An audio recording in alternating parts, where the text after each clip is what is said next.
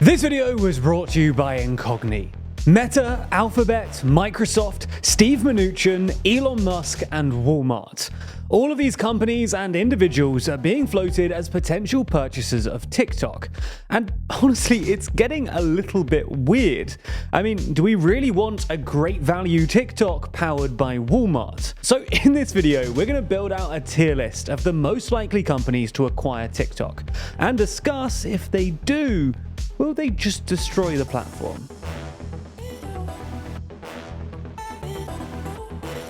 If you haven't already, consider subscribing and ringing the bell to stay in the loop and be notified when we release new videos.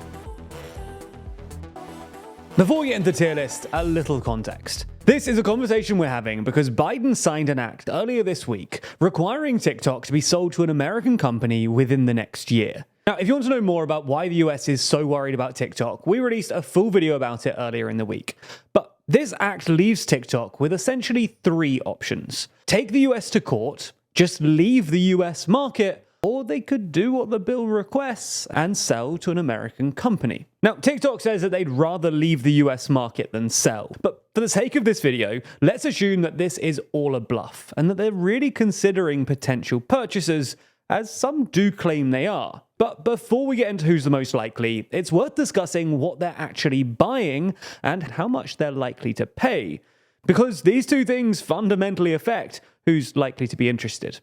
When it comes to what they're buying, it is a little bit difficult, because TikTok has three super valuable things. Firstly, they have a massive user base, with hundreds of millions of users endlessly scrolling the app every day. And even more crucially, these users are younger, a market which has eluded other social networks like Facebook and X. In fact, only Snapchat skews younger. They also have a powerful culture-setting brand. TikTok has a pretty strong relationship with advertisers and the music industry, if we ignore the current issues with UMG, which combined with sky-high consumer awareness makes the TikTok brand itself very valuable. Thirdly, and perhaps most importantly, they have the incredibly powerful algorithm, able to better satisfy users and provide for their never-ending content demand. The TikTok algorithm certainly isn't perfect, but it's a lot better than some of their competitors are. The thing is that TikTok have said that not only do they not want to sell, but specifically they don't want to sell the algorithm, arguably the most valuable part. So the question is, what are each of these parts worth alone?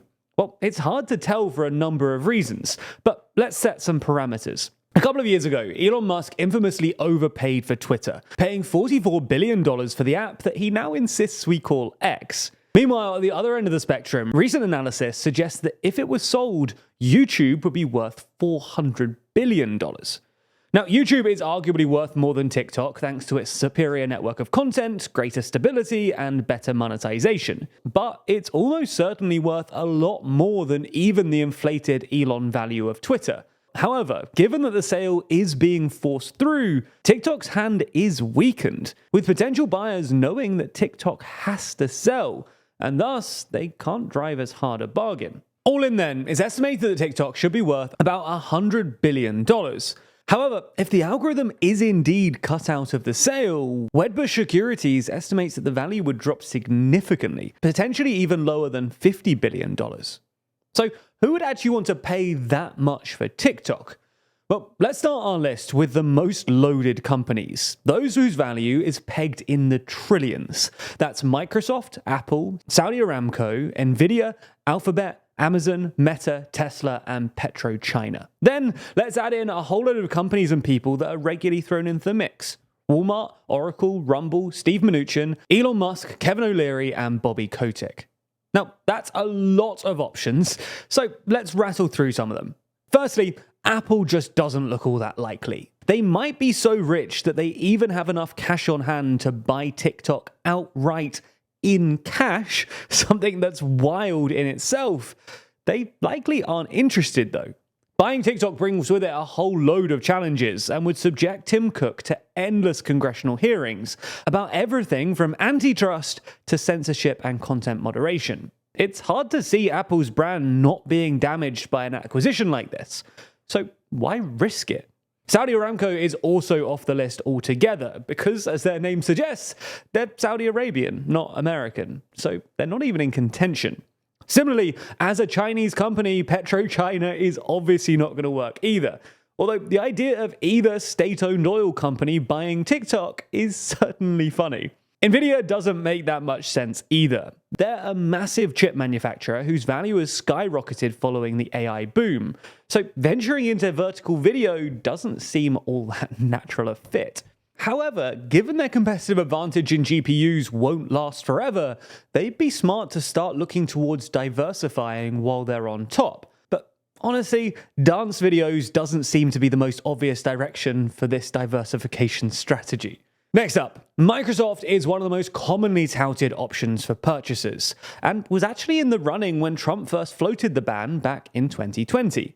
And they do make sense as a partner in many ways. They considered purchasing Discord a while back and do seemingly want to control a consumer company like this. Also, they don't own any other major social network right now, so they're unlikely to attract the same antitrust scrutiny that the others would. Plus, buying TikTok would give them a whole bunch of training data that they could use to improve their AI models. However, like Apple, Microsoft isn't keen on the heat that all of this would generate. Decades ago, they used to be the bad guys, regularly hauled in front of Congress.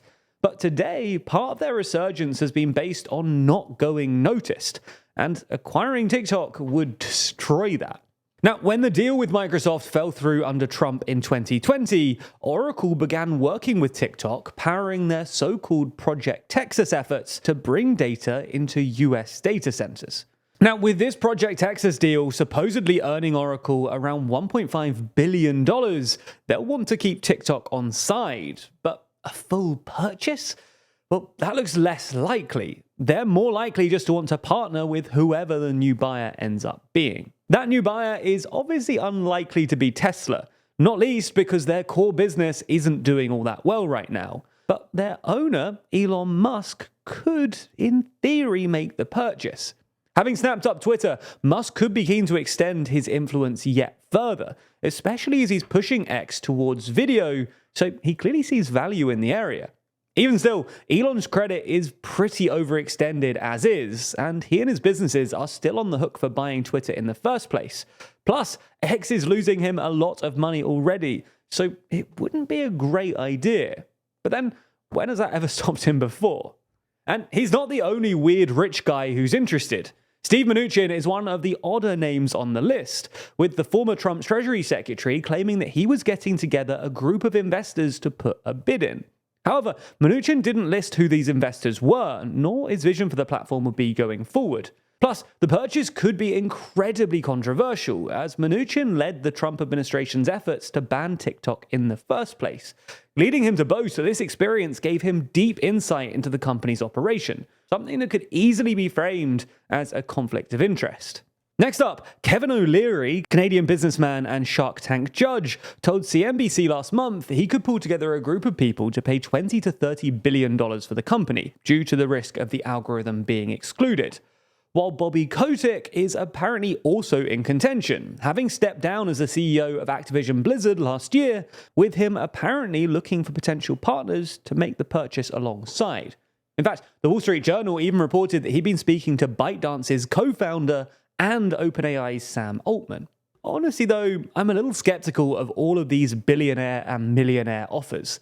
They might make some sense, especially in a world where Musk carries sinks into San Francisco offices, but they all just look a bit more like PR moves than serious business plans.